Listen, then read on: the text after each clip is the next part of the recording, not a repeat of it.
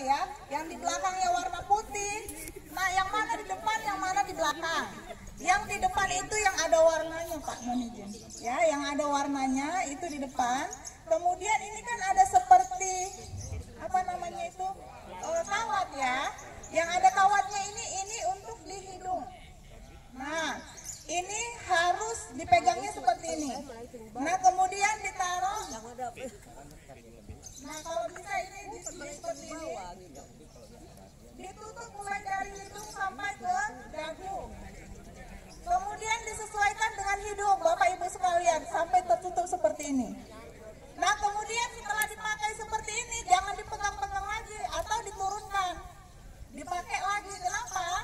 Karena pada saat sudah kita pakai seperti ini bakteri atau mikroorganisme sudah pada nempel di sini. Kalau kita pegang, kemudian kita buka, itu akan merangsang masuknya bakteri atau mikroorganisme ke dalam tubuh kita. Kemudian setelah kapan berapa lama kita pakai? Kalau sudah basah sebaiknya diganti. Kemudian 4 jam harus diganti. Nah, cara membukanya seperti apa? Cara membukanya itu bukan seperti ini, bukan. Cara membukanya itu pegang kedua talinya, ya.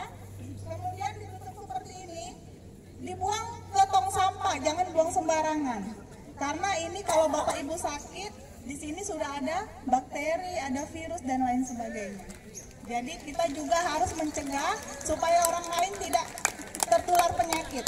Demikian Pak, terima kasih.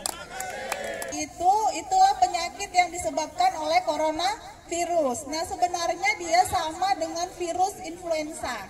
Bedanya apa? Bedanya itu kalau COVID-19 itu demamnya, kalau virus influenza itu biasanya demamnya ringan. Kalau dibilang demam ringan itu tidak sampai di atas 38 derajat Celcius. Nah, kalau COVID-19 biasanya dia demamnya tinggi, di atas 39. Makanya perlu sekali untuk mendeteksi awal itu kita pakai pengukur suhu. Jadi di bandara ada alat pengukur suhu, kalau demamnya 39 dan dia baru berpulang dari tempat yang beresiko terkena COVID-19, itu harus segera kita isolasi. Gitu ya Pak. Jadi yang paling spesifik membedakan influenza dengan COVID-19 itu yang pertama dari demamnya, itu yang khas. Kalau gejala virus, batuk, maksudnya flu, batuk, sakit tenggorokan itu pada umumnya sama dengan penyakit-penyakit lainnya. Ditambah ada riwayat kontak dengan orang yang terkena penyakit COVID-19 atau dia baru pulang dari negara yang beresiko terkena COVID-19. Jadi kalau ada keluarga di rumah yang batuk, flu, demam, jangan langsung khawatir. Kalau tidak ada resiko atau dia tidak ada kontak dengan penderita COVID-19, biasanya dia tidak akan tertular. Nah, kemudian ini yang kedua Pak, ya tadi dari gejala klinisnya udah dijelaskan, itu demam, batuk, flu, sakit tenggorokan dan bisa sampai sesak napas, ya.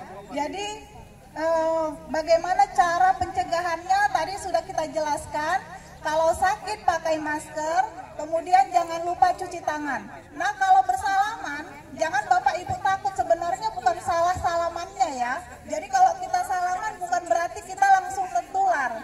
Kenapa salaman kemudian menyentuh tempat-tempat umum itu dihindarkan? Karena kadang kita latah.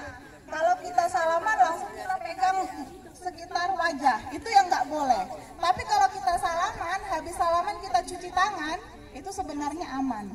Jadi salaman jangan takut salaman, tapi jangan lupa apa Pak? Cuci tangan ya. Jadi cuci tangan itu yang paling penting, bukan salamannya yang salah ya Pak.